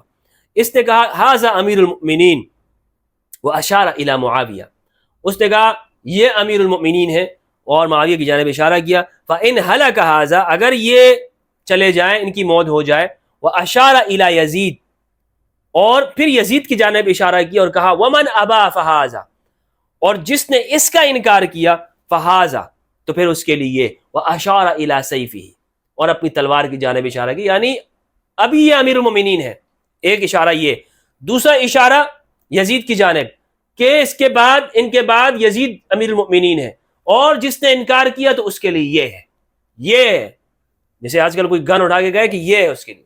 یہ کس نے کہا؟ یزید بن المقنع الفہری نے، العذری نے جب یہ بات کہی تو اب اس کے بعد فقال معاویہ، الکامل کے اندر ابن الاسیر الجزری لکھتے ہیں معاویہ نے کہا اجلس فانت سید الخطباء، بیٹھ جا، تو سید الخطباء ہے. سب خطیبوں نے تو ویسی بات کی، خطباء کا جو سردار ہے وہ اصل میں تو ہے، تم نے تو بس مختصر پراسر بات کر دی مختصر جملے کے اندر. وتکلم من حضر من الوفود فقال معاویہ، وفود نے باتیں کی تو معاویہ نے کہا للاحنف ما تقول یا ابا بحر، احنف سے کہا آپ کیا کہتے ہو؟ تو انہوں نے کہا نخافکم ان صدقنا، ہم آپ سے ڈرتے ہیں اگر سچ کہیں گے، ونخاف اللہ ان کذبنا، اور ہم اللہ سے ڈرتے ہیں اگر ہم جھوٹ بولیں گے، وانت یا امیر المؤمنین اعلم بیزید فی لیلہ ونہارہ، آپ یزید سے واقف ہیں، اس کے دن و رات شب و روز آپ کے سامنے ہیں، وسرہ وعلانیتہ، اور اس کے پوشیدہ ہونے میں بھی اور جو جس طرح وہ ظاہر میں ہے، اس کے ظاہر و باطن سے آپ واقف ہیں، ومدخلہ ومخرجہ، اور وہ کدھر آتا جاتا ہے، کہاں اس کا آنا جانا ہے، وَإِن كُنْتَ تَعْلَمُ فِيهِ غَيْرَ ذَلِكَ فَلَا تُزَوِّدْهُ دُنْيَا وَأَنْتَ صَائِرٌ لِلْآخِرَةِ، اگر آپ ان کے بارے میں کچھ اور جانتے ہیں تو دنیا پہ ان کو حوالہ نہ کریں، اور جبکہ آپ آخرت کی طرف جا رہے ہیں۔ وَإِنَّمَا عَلَيْنَا أَن نَّقُولَ سَمِعْنَا وَأَطَعْنَا، ہمارے اوپر تو سمعنا ہر حال میں سمعنا اور اطعنا ہے، ہم سنا اور ہم نے اطاعت۔ وقام رجل من اہل الشام، اہل شام میں سے ایک بندہ کھڑا ہوا، اس نے کہا ما ندری ما تقول هذه المعدیۃ العراقیہ، ہمیں نہیں معلوم یہ عراقی بندہ کیا کہہ رہا ہے، وانما عندنا سمع وطاعہ وضرب واجتلاف، ہمیں تو بات پکی ہے بھائی، جو مانتا ہے مانے، نہیں تو اس کا ضرب واجتلاف۔ فتفرق الناس يحكون قول الاحنف، لوگ جدا ہو گئے اور احنف کی اس بات کے اوپر گفتگو کرتے رہے، یاد کرتے رہے کہ احنف نے یہ بات کی۔ وَكَانَ مُعَاوِيَةُ يُؤْتِي الْمُقَارِبَ وَيُدَارِ الْمُبَاعِدَ وَيَلْطَفُ بِهِ حَتَّى اسْتَوْثَقَ لَهُ أَكْثَرُ النَّاسِ، کہتے ہیں کہ معاویہ اپنے جو قریب لوگ ہیں ان کو دینا شروع ہوئے، اور وَيُدَارِ الْمُبَاعِدَ، اور جو دور تھے یعنی جو اس رائے سے دور رہتے ان کو قریب لانے کی کوشش کی، مدارات ان کے ساتھ کرتے، وَيَلْطَفُ بِهِ، اور ان کے ساتھ لطف سے کام لیتے، یہاں تک کہ اکثر لوگوں نے کا بھروسہ ہو گیا۔ وَبَايَعَهُ فَلَمَّا بَايَعَهُ أَهْلُ الْعِرَاقِ وَالشَّامِ سَارَ إِلَى الْحِجَاز، جب عراق سے یہاں سے فارغ ہوئے اور شام میں سب لوگوں نے جب بیعت کر لی تو آپ حجاز کی جانب گئے، فی الف فارس، 1000 کے گھوڑ سواروں کے ساتھ، فلما دنا من المدینہ، جب مدینہ کے قریب ہوئے، لقیہ الحسین ابن علی، تو امام حسین علیہ السلام سے ملاقات ہوئی، اول الناس فلما نظر الیہ قال لا مرحبا لا مرحبا ولا اهلا بدنة يترقرق دمها والله محريقة، قال مهلا فإني والله لست بأهل لهذه المقالة، قال بلا ولا شر منها۔ ایک گفتگو ہوئی امام حسین علیہ السلام کے ساتھ، عبداللہ بن زبیر کے ساتھ، عبدالرحمن بن ابی بکر کے ساتھ، سخت گفتگو ہوئی۔ ثم دخل على عائشہ، پھر حضرت عائشہ رضی اللہ تعالیٰ عنہ کے پاس آئے، وقد بلغها انه ذکر الحسین، اور پھر حضرت امام حسین کے ساتھ جو گفتگو ہوئی تھی یہاں معاویہ کی، تو یہ بات حضرت عائشہ کے پاس پہنچ چکی تھی، تو جب یہ حضرت عائشہ کے پاس آئے تو حضرت عائشہ نے کہا، وہ بات یاد دلائی کہ آپ نے حضرت حسین سے یہ بات کہی ہے، وہ اصحابہ، اور ان کے اصحاب کے ساتھ، فقال لأقتلنهم ان لم يبايعوا فشكاهم الیہ، فقال لأقتلنهم ان لم يبايعوا، حضرت عائشہ سے کہا کہ اگر یہ لوگوں نے بیعت نہیں کی نا یزید کی تو میں ان کو قتل کر دوں گا، اور پھر ان کی شکایت کی حضرت عائشہ کی جانب، یہ کیوں بیعت نہیں کر رہے، فشکاہم الیہ فوعظتہ، تو حضرت عائشہ نے ان کو نصیحت کی، وقالت لہ، اور ان سے کہا، بلغنی انک تتہدمہم بالقتل، مجھے یہ بات پہنچی کہ آپ قتل کے ساتھ ان کو ڈراتے ہیں، ان لوگوں کو۔ تو اس میں دیکھیں کہ واضح موجود ہے کہ قتل کی دھمکیاں دی گئی، قتل کی دھمکیاں دی گئی۔ اس کے بعد پھر واقعہ ہے، پھر حضرت عبداللہ ابن زبیر کے ساتھ پھر ملاقات ہوئی، اور وہاں عبداللہ ابن زبیر نے ان کے سامنے کچھ آپشن رکھے، کہا کہ آپ یہ کام کر لیں، اگر آپ یہ کریں گے آپ کے سامنے اختیار ہے، ورنہ تو اور کوئی راستہ نہیں ہے۔ یہ واقعہ بھی انہوں نے پورا لکھا ہے، کہتے ہیں ثم اقبل علی ابن زبیر فقال ہاتی لعمری انک خطیبہم، فقال نعم نخیرک بین ثلاث خصال، 3 آپشن ہم تمہارے سامنے رکھتے ہیں، اور اس وقت میں امام حسین علیہ السلام بھی تھے اور دیگر عبداللہ ابن زبیر اور عبدالرحمن بن ابی بکر وغیرہ، جب ان کے ساتھ ملاقات ہوئی۔ بہرحال تو کہتے ہیں قال اعرضہن، میں پیش کرتا ہوں، قال تصنع کما صنع رسول اللہ، نمبر 1 وہ کام کریں کہ جو نبی صلی اللہ علیہ وآلہ وسلم نے کیا، او کما صنع ابو بکر او کما صنع عمر، یا تو اس طرح کریں کہ جس طرح ابو بکر و عمر نے کیا، کہ اپنے بعد کسی کو نامزد نہیں کیا اپنے رشتہ داروں میں سے۔ قال معاویہ ما صنعوا، انہوں نے کیا کیا تھا، قال قبض رسول اللہ صلی اللہ علیہ وآلہ وسلم ولم یستخلف احدا، رسول اللہ صلی اللہ علیہ وآلہ وسلم کا وصال ہوا اور آپ نے کسی کو بھی خلیفہ نہیں بنایا، فرتضى الناس ابا بکر، لوگوں نے ابو بکر رضی اللہ عنہ کو پسند کر لیا، قال لیس فیکم مثل ابا بکر واخاف الاختلاف، تو معاویہ نے کہا کہ تمہارے درمیان میں ابو بکر جیسا کوئی ہے نہیں اور مجھے اختلاف کا خوف ہے۔ قالوا صدقت فصنع كما صنع ابو بکر، ٹھیک ہے ابو بکر نہیں ہے ہمارے درمیان میں، ان جیسا بھی نہیں ہے، تو پھر آپ وہ کریں کہ جو حضرت ابو بکر نے کیا تھا رضی اللہ عنہ۔ فإنه أهدى إلى رجل من قاسية قریش ليس من بني أبيه فاستخلفه، کہ انہوں نے دور قریش کے آدمیوں میں سے، دور کے جن کے ساتھ اپنا کوئی رشتہ داری کا تعلق بھی نہیں تھا، ان کو خلیفہ نامزد کیا، تو آپ بھی اس طرح کریں۔ وإن شئت فاصنع كما صنع عمر جعل الأمر شورى في 6 نفر ليس فيهم أحد من ولده، یا تو عمر والا کام کریں، انہوں نے شورا کے اندر 6 افراد کی کمیٹی بنائے اور اس میں اپنے بچے کو داخل نہیں کیا۔ ولا من بني أبيه، اپنا کسی رشتہ دار اس میں شامل نہیں کیا۔ قال معاویہ هل عندك غير هذا، آپ کے پاس کوئی اور آپشن ہے؟ قال لا، تو عبداللہ ابن زبیر نے کہا اور کوئی آپشن نہیں ہے۔ ثم قال فانتم قالوا قولنا قوله، اچھا پھر تمہارا کیا ہے؟ تو انہوں نے کہا کہ اوروں سے پوچھا، انہوں نے کہا ہماری بات بھی وہی ہے جو عبداللہ ابن زبیر نے کہی ہے۔ قال فانی قد احببت ان اتقدم الیکم، تو معاویہ نے کہا فانی قد احببت ان اتقدم الیکم انه قد اعذر من انذر انی كنت اخطب فیکم فیقوم الی القائم منکم فیکذبونی علی رؤوس الناس فاحمل ذلك واصبر، میں نے تمہارے سامنے میں نے پسند کیا کہ تمہارے سامنے معاملات کو پیش کروں، تم نے جو گفتگو کرنی تھی وہ کی، میں نے تمہارے درمیان میں گفتگو کی۔ فیقوم الی القائم، کوئی ایک بندہ کھڑا ہو کر میرے سامنے آتا ہے اور سب لوگوں کے سامنے مجھے برسر مجلس وہ جھٹلا دیتا ہے اور میں اس سے درگزر کرتا ہوں۔ وانی قائم بمقالۃ، لیکن یاد رکھو اللہ کی قسم، لئن رد علی احدکم کلمۃ فی مقامی ھذا، اگر اس جگہ پر میری بات کو کسی نے رد کیا، لا ترجع الیہ کلمۃ غیرھا، دوسری بات اس کے منہ میں نہیں جائے گی، حتی یسبقها السیف الی رأسہ، یہاں تک کہ تلوار اس کے سر پہ پہنچ جائے گی، اس کی بات ختم ہی نہیں ہوگی کہ تلوار اس پر پہنچ جائے گی۔ فلا یبقین رجل الا علی نفسہ، فلا یبقین رجل الا علی نفسہ، ثم دعا صاحب حرسہ بحضرتہم، پھر ان لوگوں کی موجودگی میں اپنے گارڈ کو بلایا، فقال، اس سے کہا اقم علی رأس کل رجل من ہؤلاء رجلین، اور ان میں سے ہر بندے کے اوپر 2 بندوں کو کھڑا کرو، ومع کل واحد سیف، اور ہر بندے کے ہاتھ میں تلوار دے دو، فإن ذهب رجل منهم يرد علي بتصدیق او تکذیب فلیضرباه بسیفہما، اگر کوئی بندہ بھی ایک بات بھی نکالتا ہے یا تو میری تصدیق کے اندر بھی یا میری مخالفت میں بھی، فلیضرباه بسیفہما، مار دو اس کو۔ ثم خرج، پھر آپ چلے گئے۔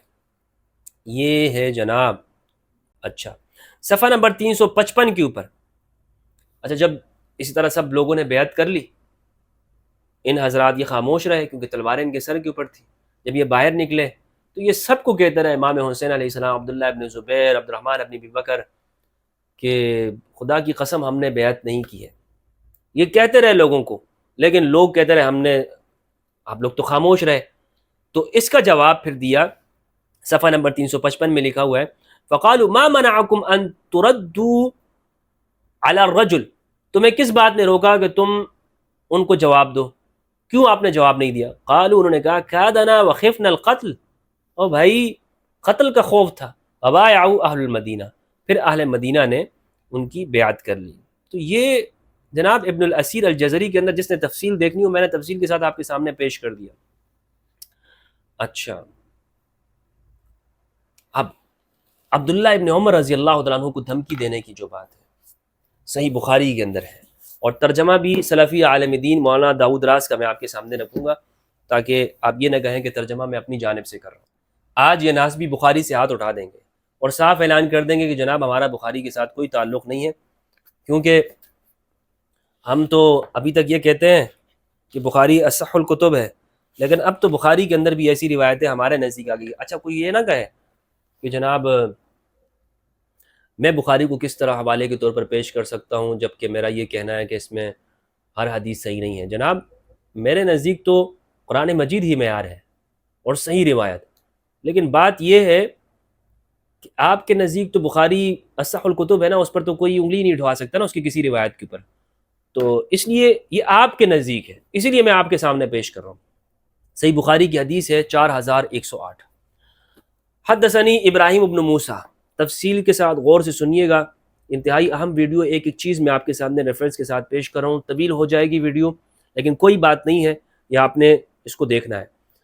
حدثني ابراہیم بن موسیٰ قال اخبرنا هشام عن معمر عن الزهري عن سالم عن ابن عمر قال واخبرنی ابن طاووس، کہتے ہیں کہ میں حضرت حفصہ رضی اللہ تعالیٰ عنہ کے پاس گیا تو ان کے سر کے بالوں سے پانی کے قطرات ٹپک رہے تھے، اور یہ حفصہ رضی اللہ تعالیٰ عنہ یہ ان کی پھوپھی بنتی ہیں، یعنی حضرت عمر رضی اللہ تعالیٰ عنہ کی بہن تھی۔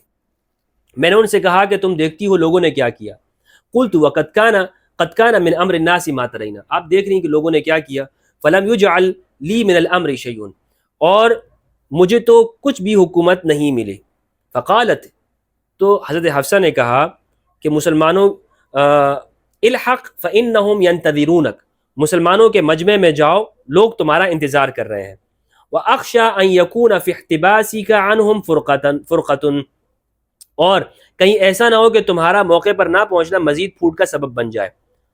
فلم تدعه حتى ذهب فلما تفرق الناس خطب معاویہ قال، اچھا آخر حفصہ رضی اللہ عنہ کے اصرار پر عبداللہ گئے، پھر جب لوگ وہاں سے چلے گئے تو معاویہ نے خطبہ دیا۔ خطب معاویہ فلما تفرق الناس خطب معاویہ، تو معاویہ نے خطبہ دیا۔ اب کیا خطبہ دیا سنیے گا۔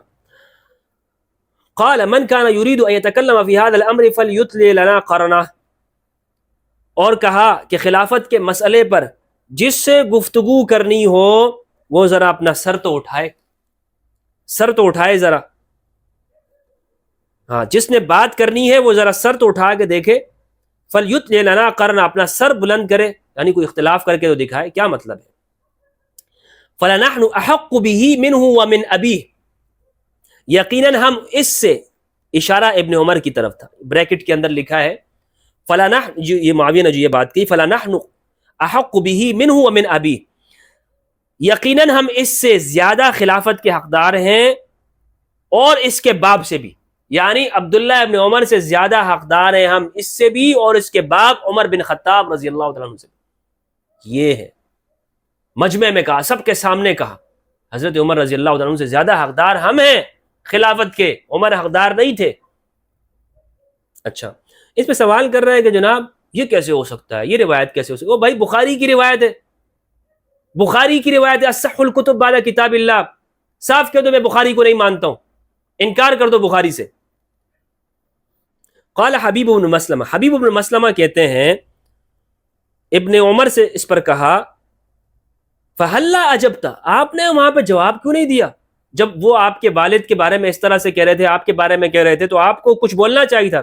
قال عبداللہ، تو عبداللہ رضی اللہ تعالیٰ عنہ نے کہا فحللت حبوتی وہممت ان اقول، اس موقع پر میں نے کیا کیا؟ عبداللہ ابن عمر فرماتے ہیں کہ میں نے اس وقت اپنی لنگی کھولی، جواب دینے کو تیار ہوا، لنگی کھولی، اچھا جواب دینے کو تیار ہوا اور ارادہ کر چکا تھا کہ ان سے کہوں، وہممت ان اقول، اور میں نے یہ ارادہ کیا کہ میں ان سے کہوں احق بهذا الامر منك من قاتلك واباك على الاسلام، میں نے یہ ارادہ پکا کیا ہوا تھا کہ میں یہ کہوں کہ تم سے زیادہ خلافت کا حقدار وہ ہے جس نے تم سے اور تمہارے باپ سے اسلام کے لیے جنگ کی تھی۔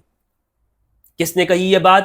عبداللہ ابن عمر رضی اللہ تعالیٰ عنہ نے، لیکن وہاں ان کے سامنے نہیں کہی، یہ بات بعد میں کہی۔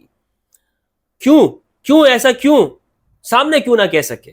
فخشیت ان اقول کلمۃ تفرق بین الجمع، مجھے یہ ڈر، لیکن پھر میں ڈرا کہ کہیں میری اس بات سے مسلمانوں میں اختلاف بڑھ نہ جائے اور وتسفک الدم، خون نہ بہہ جائے، اور میری بات کا مطلب ویحمل عنی غیر ذلک، میری بات کا مطلب کچھ اور نہ لے لیا جائے، اور کچھ لوگ نہ سمجھ لیں۔ آج بھی لوگ کرتے ہیں نا کلپ کاٹ کے کوئی اور بات، تو وہاں ہو سکتا ہے عبداللہ ابن عمر کا کلپ کوئی کاٹ کے کچھ اور بنا دیتا، تو عبداللہ ابن عمر نے کہا نہیں یار خاموش رہا میں اس بارے میں۔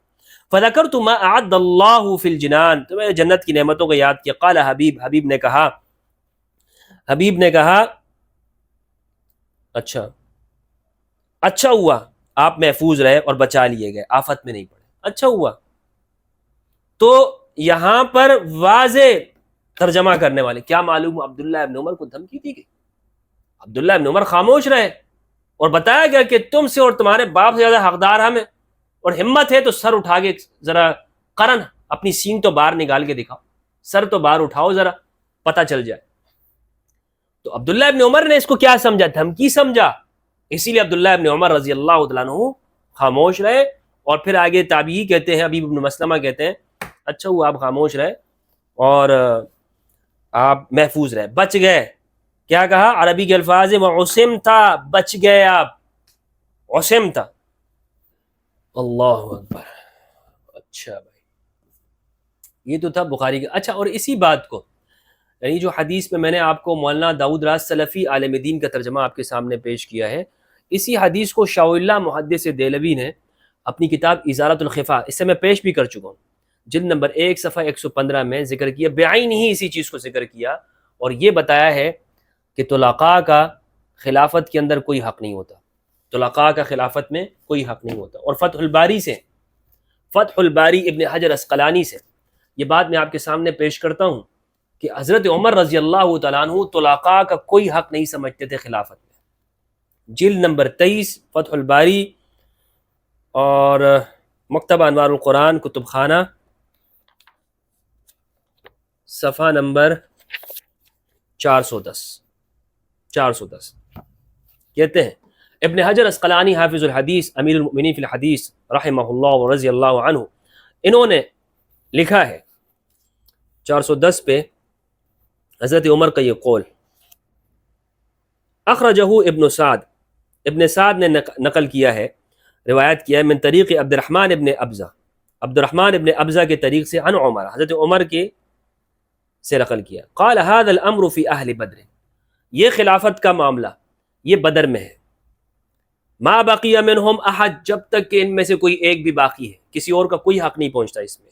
ثم فی اہل احد، پھر اہل احد کے اندر ہے. ثم فی کذا، پھر اس طرح بیان فرمایا، ولیس فیہا لطلیق ولا لمسلمۃ الفتح شیء، اور اس خلافت کے اندر کسی طلیق کو اور اس شخص کو کہ جو فتح مکہ کے موقع پر مسلمان ہوا کوئی حق نہیں پہنچتا، کوئی حق نہیں پہنچتا اس شخص کو کہ جو طلیق ہو. طلیق یعنی اسے آزاد کر دیا گیا، ایسے لوگ کہ جن کو اصل میں ان کی گردن مارنی تھی فتح مکہ کے موقع پر، لیکن نبی صلی اللہ علیہ وآلہ وسلم خاتم النبیین رحمت للعالمین محمد مصطفیٰ صلی اللہ علیہ وآلہ وسلم نے ان کو چھوڑ دیا. طلیق، اذهبوا انتم الطلقاء، جاؤ تم لوگ آزاد ہو. ابن ہشام کو دیکھ لیں اس مقام کے اوپر، فتح مکہ کی اس تفصیل کو دیکھ لیں، جاؤ تم لوگ آزاد ہو، جاؤ. تو کہتے ہیں حضرت عمر رضی اللہ عنہ نے فرمایا اس میں طلیق کا اور اس شخص کا کوئی حق نہیں ہے کہ جس نے فتح مکہ کے اوپر اسلام قبول کیا ہو. وهذا مسير منه الى اعتبار تقديم الافضل في الخلافه. قال ابن بطال ما حاصل ان عمر سلك في هذا الامر مسلكا متوسطا خشيه الفتنه وراى ان الاستخلاف اضبط لامر المسلمين فجعل الامر معقودا موقوفا على السته لئلا يترك الاقتداء بالنبي وابي بکر. اچھا، یہ آگے گفتگو کی کہ افضل خلافت کے اندر تقدیم میں کیا ہے. تو حضرت عمر رضی اللہ تعالی عنہ، یہ موقف فتح الباری سے میں نے آپ کو بتایا کہ بالکل خلافت کا حقدار طلقاء کو نہیں سمجھتے تھے، خلافت کا حقدار طلقاء کو نہیں سمجھتے تھے. شاہ ولی اللہ نے بھی اس کو ذکر کیا. اچھا، اب یہ بات جو میں نے کہی کہ مستحکم رہنا، ورنہ شام میں معاویہ موجود ہے، حضرت عمر باقاعدہ صحابہ کو بتایا کرتے تھے کہ آپس میں مستحکم رہنا ورنہ وہاں پر معاویہ موجود ہے. الاصابہ کے اندر ابن حجر اسقلانی نے الاصابہ فی تمییز الصحابہ، ابن حجر اسقلانی جلد نمبر 4 صفحہ 70 میں عبداللہ ابن ربیعہ کی حالات زندگی میں لکھا ہے، اور ان کی حالات ہیں 4689 4689. عبداللہ ابن ربیعہ کی حالات زندگی میں لکھا ہے، ویقال، کہا جاتا ہے، ان عمر رضی اللہ عنہ قال لأہل شورا، اہل شورا سے کہا، لا تختلفوا، اختلاف نہیں کرنا، فإنکم ان اختلفتم، اگر تم نے آپس میں اختلاف کر دیا میرے بعد، جاءکم معاویہ من الشام، شام سے معاویہ آ جائیں گے، وہ عبداللہ ابن ابی ربیعہ من الیمن، اور عبداللہ ابن ربیعہ یمن سے آ جائیں گے. فلا یریان لکم فضلا لسابقتکم، پھر وہ خیال نہیں کریں گے تمہاری سابقیت کا کہ تم بدر میں تھے، تمہاری سابقیت ہے اسلام کے اندر، اس کا کوئی خیال نہیں کریں گے. وان هذا الامر لا يصلح للطلقاء ولا لابناء الطلقاء، یاد رکھو کہ یہ امر خلافت یہ طلقاء کے لیے صلاحیت نہیں رکھتا، یعنی لا يصلح للطلقاء، طلقاء کے لیے صالح نہیں ہے، ولا لابناء الطلقاء، اور نہ ہی طلقاء کے بچوں کے لیے. اب کوئی یہاں پہ جس طرح ملا نے کہا یہ کہہ سکتا ہے کہ بھائی یہاں پہ تو حضرت عمر نے تعریف کی کہ میرے بعد اختلاف مت کرنا، ورنہ معاویہ وہ تمہیں جو ہے نا وہ یعنی ہدایت کے اوپر لے کے جائیں گے یا وہ معاملے کو سدھار لیں گے. یعنی یہاں پہ تو ان کی تعریف ہے، ان کی حضرت عمر تعریف کر رہے ہیں. ارے بھائی اگر یہ تعریف کا جملہ ہوتا تو آگے یہ نہ ہوتا کہ وہ تمہاری سابقیت کا خیال نہیں کریں گے. واضح طور پر معلوم ہو رہا ہے. اور یہ میں نے آپ کو حوالہ بھی دے دیا ابن حجر اسقلانی رحمہ اللہ کا اہل سنت، بار بار میں آپ سے کہوں گا کہ یہ اہل سنت ہے اور کسی شیعہ کتاب کا حوالہ نہیں ہے. اچھا، تو یہ بالکل واضح طور پر تھی، اتنی آسان سی بات. میرا خیال میں یہ گھنٹے تک جائے گی یہ ویڈیو، لیکن یہ آپ نے انشاءاللہ عز و جل اس کو دیکھنا ہے تاکہ یہ ساری چیزیں حوالے کے ساتھ آپ کو معلوم ہو جائیں. یہ اس طرح ایک طور پر آپ کو مجتمع آپ کو ایک جگہ پہ نہیں ملیں گی. اچھا، پھر میں نے اس میں یہ بات کی کہ صلح امام حسن علیہ السلام کی جو شرائط تھی اس کی خلاف ورزی کی گئی. یہ مولوی صاحب کہہ رہے نہیں، ایسی کوئی نہیں، ایک حوالہ بھی موجود نہیں ہے. ہر بات میں الزام لگایا کہ میں نے جھوٹ بولا ہے. اچھا، صلح امام حسن میں ایک شرط یہ تھی کہ امام حسن علیہ السلام نے شرط عائد کی تھی کہ میرے والد محترم امام علی علیہ السلام کو گالیاں نہیں دی جائیں گی، گالیاں نہیں دی جائیں گی. اب یہ کہہ رہے ہیں کہ یہ کہاں پر لکھا ہوا ہے؟ جناب ہم آپ کو بتاتے ہیں. اچھا، اس سے پہلے میں آپ کو ایک حوالہ دے رہا ہوں اور میری ایک ویڈیو آ رہی ہے انشاءاللہ بہت مفصل، اس سے بھی مفصل ہے، وہ آپ کے سامنے آئے گی، جس میں میں نے یہ بتایا ہے کہ امام علی علیہ السلام کے اوپر جو سب و شتم ہوتا تھا تو وہ تھا کیا، اور احادیث کے ساتھ اہل سنت کی کتابوں سے. ایک حوالہ آپ کو میں ان میں سے آج آپ کو دیتا ہوں. یہ میرے سامنے ہے سیرت النبی علامہ شبلی نعمانی رحمہ اللہ کی، اور علامہ سید سلیمان ندوی نے اس کا تکملہ کیا، اس کو مکمل کیا ہے. اس کی جلد نمبر 1 ہے، صفحہ نمبر 58، صفحہ نمبر 58. یہ چھپی کہاں سے ہے یہ بھی بتا دوں آپ کو، یہ چھپی ہے دارالاشاعت، یہ مفتی تقی صاحب کا مکتبہ ہے دارالعلوم کراچی کا. 58 کے اوپر ہے فن تاریخ پر خارجی اسباب کا اثر.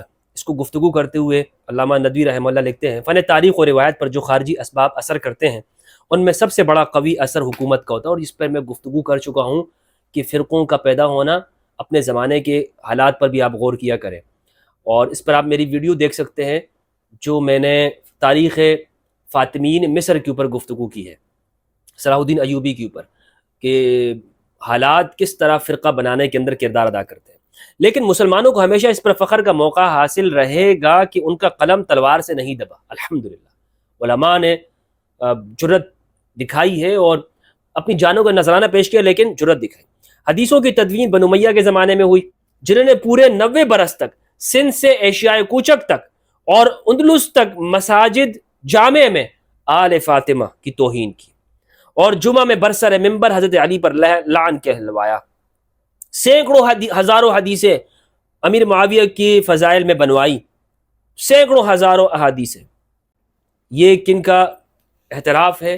شبلی نعمانی رحمہ اللہ کا. یہ میں نے حوالہ آپ کے سامنے رکھا ہے تاکہ ہمارے جو ناظرین ہیں جن کے پاس اردو کتابیں ہیں، اور سیرت النبی غالباً ہر محقق کے پاس ہوتی ہے، تو اس میں آپ دیکھ سکتے ہیں کہ میں نے جو آپ کے سامنے پیش کیا کہ بنو امیہ نے باقاعدہ 90 برس تک اس بدعت سیئہ کو جاری رکھا، 90 برس تک.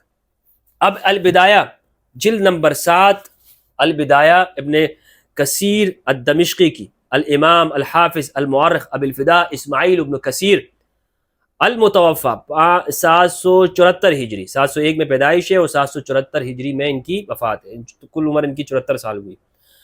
جلد نمبر 7 مکتبہ رشیدیہ، صفحہ نمبر 617 میں لکھا ہے انہوں نے، 617 بالکل آخری صفحات ہے. کہتے ہیں اچھا تفصیل آپ دیکھ سکتے ہیں کتاب میں خلافت الحسن بن علی رضی اللہ تعالیٰ عنہ کے اندر. فبعث الیہ معاویۃ عبد اللہ بن عامر وعبد الرحمن بن سمرہ فقدما علیہ الکوفہ. یہ دونوں کوفہ میں امام حسن علیہ السلام کے پاس آئے. فبذلا له ما اراد من الاموال، اور وہ شرائط کے اوپر گفتگو، فبذلا له ما اراد من الاموال، اموال سے متعلق گفتگو. فاشترط ان یاخذ من بیت من مال بیت مال الکوفہ 50,000 درہم، کہ مال کوفہ میں سے جو بیت المال ہے اس میں سے دراہم وغیرہ وہ لیں گے، اتنے دراہم لیں گے. وَأَن يَكُونَ خِرَاجَ دار ابجرد لہو، اور دار ابجرد کا جو خراج ہے وہ ان کو ملے گا. فی اشیاء ذکرہا، کچھ چیزیں ذکر کی، اسی میں ایک یہ ذکر کی وَأَلَّا يُسَبَّ عَلِيٌّ وَهُوَ يَسْمَعُ، اور علی کو گالی نہیں دی جائے گی کہ جب کہ امام حسن سن رہے. یعنی امام حسن کے سامنے امام علی کو گالی نہ دی جائے.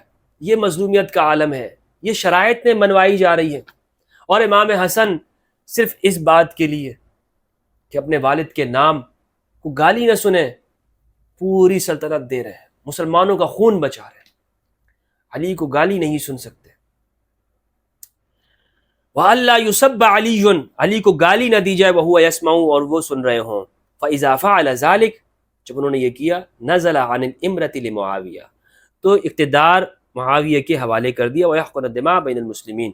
یہ تھا ابن کثیر سے حوالہ، ابن کثیر رحمہ اللہ کی البدایہ والنہایہ، جسے تاریخ ابن کثیر بھی کہا جاتا ہے۔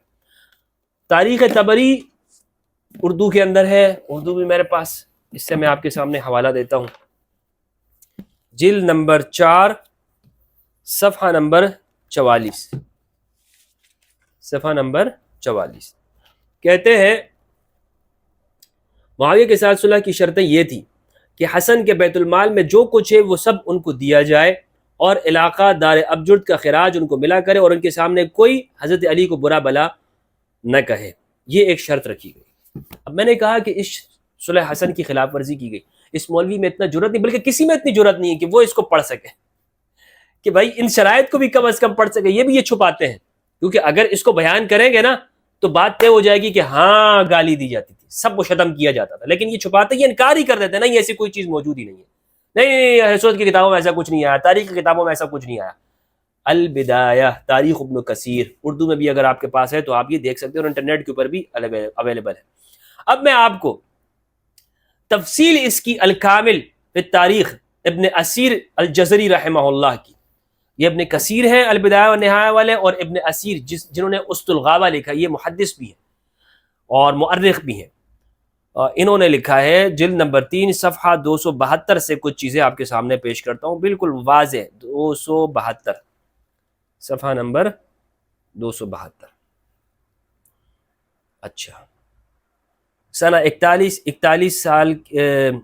41 کے واقعات ہیں۔ اچھا، وَكَانَ الَّذِي طَلَبَ الْحَسَنُ مِن مُعَاوِيَةَ أَن يُعْطِيَهُ مَا فِي بَيْتِ مَالِ الْكُوفَةِ، یہ پہلی شرط تھی کہ جو کچھ کوفہ کے بیت المال میں ہے وہ ان کے حوالے ہوگا۔ وَمَبْلَغُهُ 5,000 ألف، اور اس کی جو مقدار تھی وہ 5,000 تھی، 5,000۔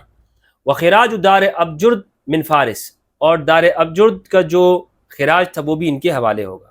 وَأَلَّا يُشْتَمَ عَلِيًّا، اور ایک شرط یہ عائد کی کہ امام علی علیہ السلام کو گالی نہیں دی جائے گی، شتم نہیں کیا جائے گا۔ فَلَمْ يُجِبْهُ إِلَى الْكَفِّ عَنْ شَتْمِ عَلِيٍّ، لیکن معاویہ نے اس کا جواب نہیں دیا کہ علی کو گالی دینے سے روکا جائے گا، اس کا جواب نہیں دیا۔ فَطَلَبَ أَلَّا يُشْتَمَ، تو امام حسن نے کہا کہ ٹھیک ہے، اگر آپ علی کو گالی دینے سے باز نہیں آتے تو کم از کم اتنا کر لیں، اللہ یشتم علی کو گالی نہ دی جائے، وہو یسمع، کہ جب وہ سن رہے ہو، کم از کم میرے سامنے تو نہیں، اس سے تو رک جائے۔ فاجابہ الی ذلک، اس کو مان لیا گیا۔ ثم لم یفعلہ بہ ایضا، اس کو بھی پورا نہیں کیا گیا۔ ابن اسیر الجزری رحمہ اللہ، ابن اسیر مؤرخ اہل سنت والجماعت کی عظیم الشان، اگر اس تاریخ ابن الکامل فی تاریخ کو نکال دیں تو اہل سنت کے پاس تاریخ میں اور کچھ نہیں بچتا۔ واما خراج دار ابجرد فان اہل البصرۃ منعوه منه، ہاں جو دار ابجرد کا جو خراج تھا بصرہ والوں نے وہ بھی امام حسن علیہ السلام سے روک لیا۔ وقالوا، اور انہوں نے کہا، هو فیئنا لا نعطی احدا، یہ ہمارا والے غنیمت ہے، یہ ہم کسی کو نہیں دیں گے۔ وکان منعهم بامر معاویہ ایضا، اور یہ بھی بصرہ والوں نے معاویہ کے حکم سے منع کیا تھا۔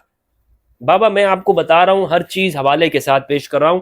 اب بھی اگر کسی کے پیٹ میں مروڑ اٹھے اور وہ یہ کہے کہ نہیں میں نے غلط بیانی سے کام لیا اور گستاخی ہے، تو میں سب سے پہلے آپ کو کہتا ہوں کہ ان چیزوں، یہ جتنی بھی کتابیں ہمارے سامنے الحمدللہ اور میں نے آپ کو بتائی ہیں یہاں پر، الاستیاب، طبری، البدایہ، البخاری، یہ سب سے پہلے اس کو رکھتے ہیں بھائی، البخاری کو سب سے ٹاپ پہ رکھتے ہیں۔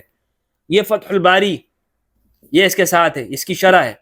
اگر میں نے اس میں سے حوالے جات میں کوئی قطع و برد کیا ہو پھر آپ کہہ سکتے ہیں، سب میں نے آپ کے سامنے بیان کیا الحمدللہ عز و جل، یہ ساری چیزیں آپ کے ساتھ بیان ہیں، آپ کے سامنے۔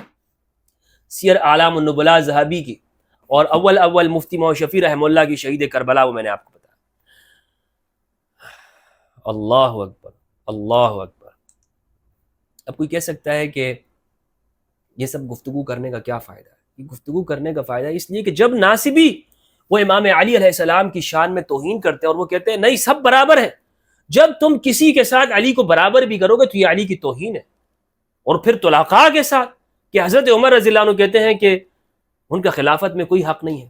تو یہ 5 اعتراضات جو مجھ پہ کیے گئے اس کا میں نے مفصل جواب آپ کو دیا. ایک ایک چیز انشاءاللہ عز و جل اسکرین کے اوپر میں آپ کو شو کروں گا، آپ اس کو نوٹ کیجئے، اس کے نوٹس بنائیں اور اس ویڈیو کے اوپر مذاکرہ کریں، اس کے اوپر اس کو غور و فکر کریں کہ اہل سنت والجماعت انہوں نے سب کچھ لکھ دیا، آپ کی جان نہیں چھوٹنے والی. مولانا اسحاق رحمہ اللہ، جہاں تک میں نے ان کو سنا، ان کی کتاب پڑھی ہے مقصد حسین علیہ السلام، وہ بھی لکھ کے گئے ہیں کہ یہ سنیوں کی باتیں ہیں، تمہاری جان نہیں چھوٹنے والی. جتنا بھی تم چاہو کوششیں کرو نا، بڑے خوبصورت خوبصورت لفظوں کے اندر آ کے لپسٹک لگا کے ممبروں پہ بیٹھ جاؤ، بیوٹی پارلر قسم کے مولوی بیٹھے. اور ایک تو پاکستان کراچی کا رجسٹرڈ بیوٹی پارلر کا مولوی ہے، مفتی صاحب ہے، اس کی تو پوری کوشش ہر جمعے میں یہ ہوتی ہے کہ وہ یہ کہے کہ نہیں یہ سارے واقعات بیان کرنا گستاخی ہے. تو پھر لگاؤ سب سے پہلے فتویٰ بخاری رحمہ اللہ کے اوپر اور ذہبی پر، ابن کثیر پر، طبری پر اور اہل سنت علماء کے اوپر. تو یہ آپ کا کام نہیں ہے. اللہ سبحانہ و تعالیٰ سے دعا ہے کہ پروردگار ہمیں قرآن مجید میں تدبر کرنے اور اہل بیت علیہ السلام کی معرفت عطا فرمائے. والسلام علیکم ورحمۃ اللہ وبرکاتہ. ویڈیو اگر طویل ہو گئی ہے، وقتاً فوقتاً آپ اس کو دیکھ سکتے ہیں، لیکن اس کو دیکھنا آپ نے ضرور ہے. بہت بہت شکریہ. السلام علیکم.